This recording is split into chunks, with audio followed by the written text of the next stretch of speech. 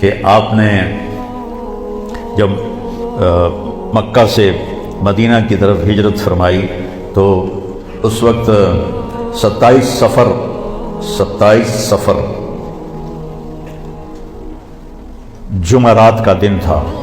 آپ ابو بکر رضی اللہ عنہ کے پاس گئے کہ ابو بکر جانے کا حکم آ گیا ہے، تو انہوں نے کہا یا رسول اللہ میں بھی ساتھ ہوں؟ کہا۔ تو وہ رونے لگے خوشی سے کہ میرے پاس ایک اونٹنی ہے جو ایک بڑی مشہور آپ کی اونٹنی ہے کسوا، یہ ابو بکر نے آپ کو دی تھی، کہ وہ میں آپ کو گفٹ کرتا ہوں اس دن کے لیے۔ کہ نہیں، میں پیسے لوں، ہجرت ہے، میں پیسے دوں گا، مدینے جا کے پیسے دوں گا۔ تو جمعرات کو یعنی شب جمعہ آپ تہجد کے وقت میں ابو بکر آپ کے پاس تشریف لائے، آپ دونوں حضرات۔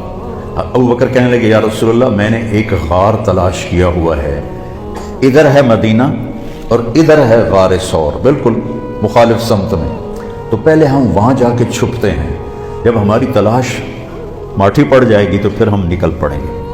اور ایک ان کا دوست تھا عبداللہ بن اریقط، ابو بکر صدیق رضی اللہ تعالیٰ عنہ، کافر تھا، اس کو رہبر بنایا۔ اسے پتہ چلتا ہے کہ کافر سے کام لیا جا سکتا ہے۔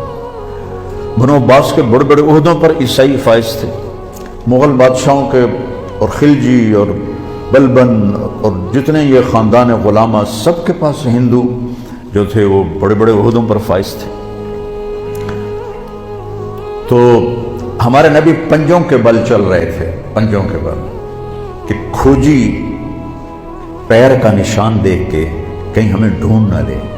اور ابو بکر کبھی آگے چلتے کبھی پیچھے چلتے، کبھی آگے چلتے کبھی پیچھے چلتے۔ تو آپ نے فرمایا ابو بکر کیا کر رہے ہو؟ کبھی آگے ہو جاتے ہو کبھی پیچھے ہو جاتے ہو۔ کہ یا رسول اللہ جب مجھے ڈر لگتا ہے کہ آگے کوئی چھپا ہوا ہوگا وار نہ کر دے تو میں آگے ہو جاتا ہوں تاکہ میرے اوپر آئے، آپ پہ نہ آئے، اور جب مجھے خیال آتا ہے کوئی پیچھے سے حملہ نہ کر دے تو پھر میں آپ کے پیچھے ہو جاتا ہوں کہ جب دشمن وار کرے تو میرے اوپر کرے، آپ پہ نہ کرے۔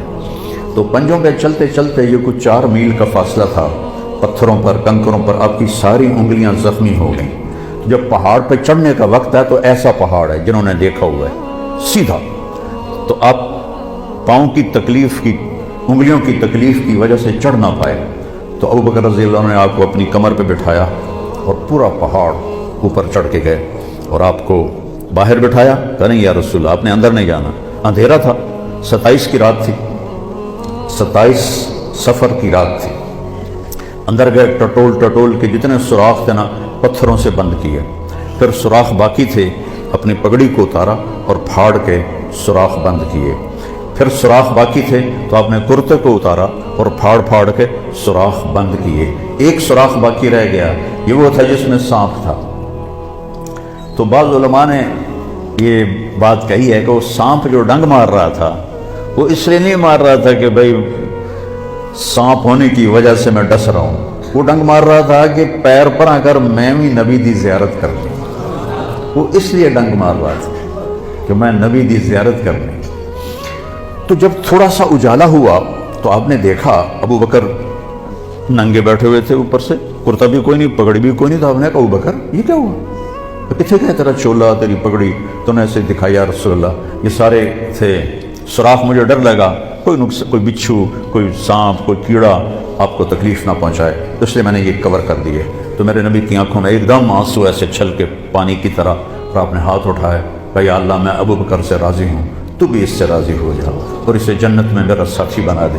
فوراً جبریل آئے اور انہوں نے آ کر کہا یا رسول اللہ فرما رہے ہیں ہم ابو بکر سے راضی ہو گئے اور جنت میں آپ کا ساتھی بنا دیا۔ ویسے بھی آج 22-23 جمادی الثانی ہے، تو حضرت ابو بکر رضی اللہ تعالیٰ عنہ کی وفات 22 جمادی الثانی کو ہوئی ہے، تو اس کی نسبت میرے ذہن میں تو میں کوئی تیاری کر کے تو آتا نہیں ہوں، جو اللہ تعالیٰ جدھر مجھے لے جاتا ہے میں چل کے آپ کو بتا دیتا ہوں، لیکن تھوڑا سا میرا یہ فوکس تھا کہ میں وقت کے بارے میں آپ کو بتاؤں۔ تو وہ ہجرت سے کیسے شروع ہوا؟ تو آپ 27 کی رات، 28 کی رات، 29 کی رات رہے، اور یکم کی صبح کو تہجد کے وقت آپ وہاں سے نکلے۔ تو آپ نے مکے کو دیکھا تو کہیں کہیں چراغ ٹمٹماتے تھے، تو آپ نے کہا یا مکہ ما اطیبک من بلد واحبک الی لولا ان قومی اخرجونی منک لما سکنت غیرک۔ اے مکہ تو مجھے کتنا محبوب ہے، اگر میری قوم مجھے نہ نکالتی تو میں تمہیں چھوڑ کے کبھی نہ جاتا۔